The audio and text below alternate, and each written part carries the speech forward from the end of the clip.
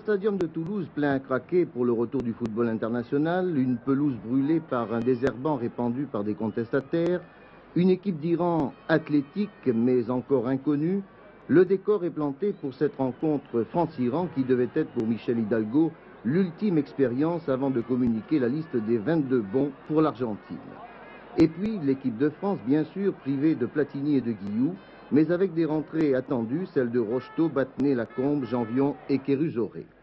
D'entrée de jeu, les Iraniens se montrent ambitieux sous l'impulsion de Parvin, le capitaine numéro 7, et l'ailier gauche Faraki qui va se frotter à une défense française rigoureuse où Trésor et Janvion interviennent.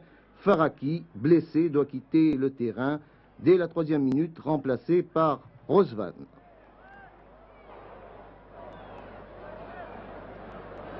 Les tricolores, un peu déroutés par la détermination des joueurs orientaux, essaient durant un quart d'heure de freiner cette formation qui n'a, semble-t-il, pas usurpé sa qualification en Coupe du Monde.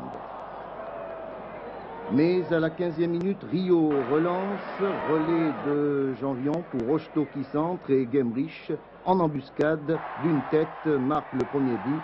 Le gardien Edjazi relâche, la balle est battue. Djadani numéro 10 se montre très offensif, intervention de la défense française, très sûre avec Janvion, Trésor, Rio Bossis. Et puis Gemrich qui se sent très aérien ici, fauché, et qui obtient un coup franc justifié, Janvion, Kérusoré qui remplaçait Platini, et un tir de Michel qui fait sortir Edjazi.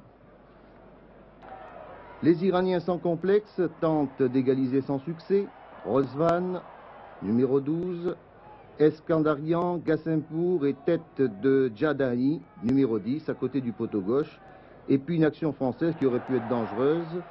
Bossis, Gemrich et une tête de Michel et beau plongeon du gardien iranien. Et puis Janvion, en excellentes conditions, Kérusoré, qui distribue d'excellentes balles,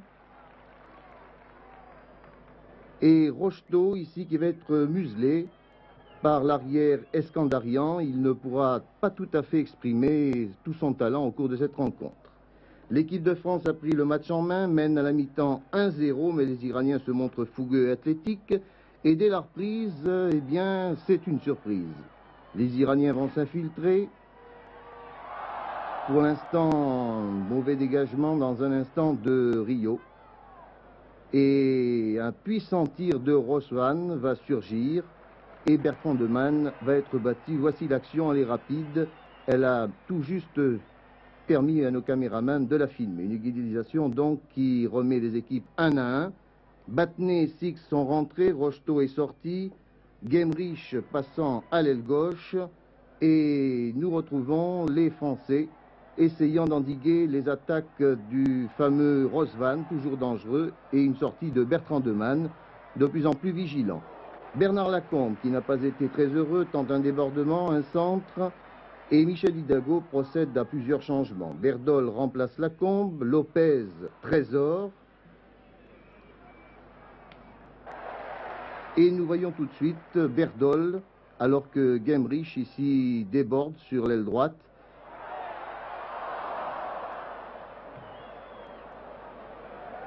et que les Iraniens essaient d'endiguer les attaques françaises.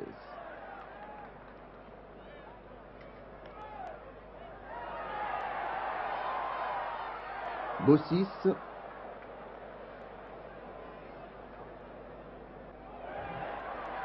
Kérusoré, Berdol,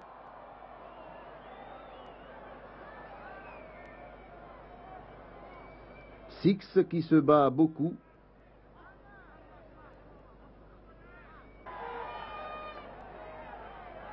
Et sur cette action, une reprise manquée du numéro 10 iranien.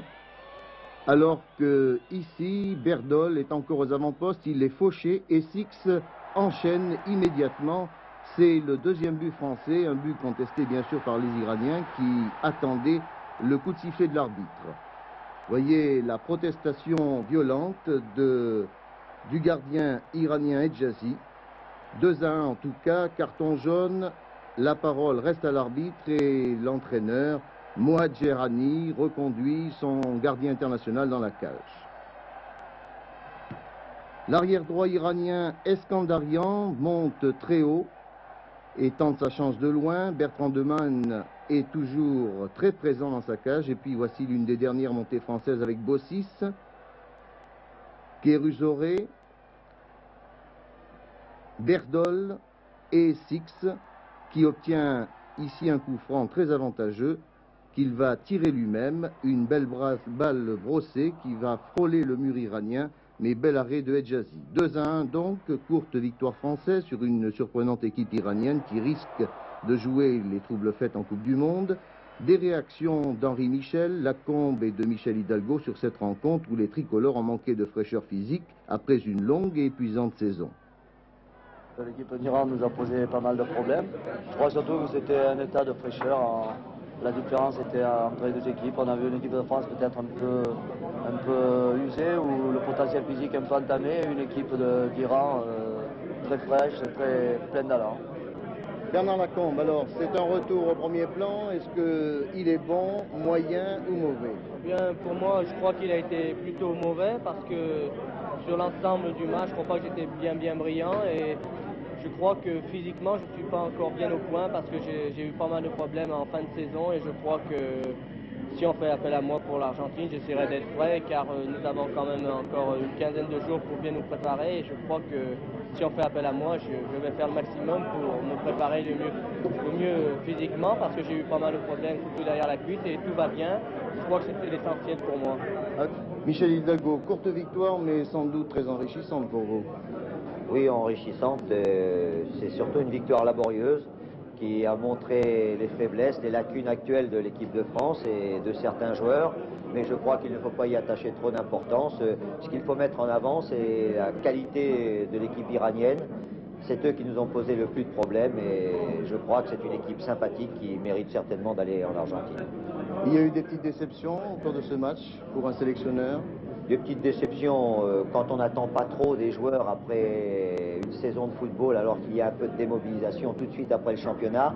Quand nous avons fait un stage où ce n'était pas uniquement le travail, je crois qu'on ne pouvait pas s'attendre non plus à un grand match de l'équipe de France. Mais ce qui a manqué, c'est un petit peu l'unité que l'on voyait habituellement, et ça a été beaucoup plus décousu aujourd'hui. Alors si on ne parle pas des déceptions, est-ce qu'il y a eu des confirmations, ou en tout cas des satisfactions?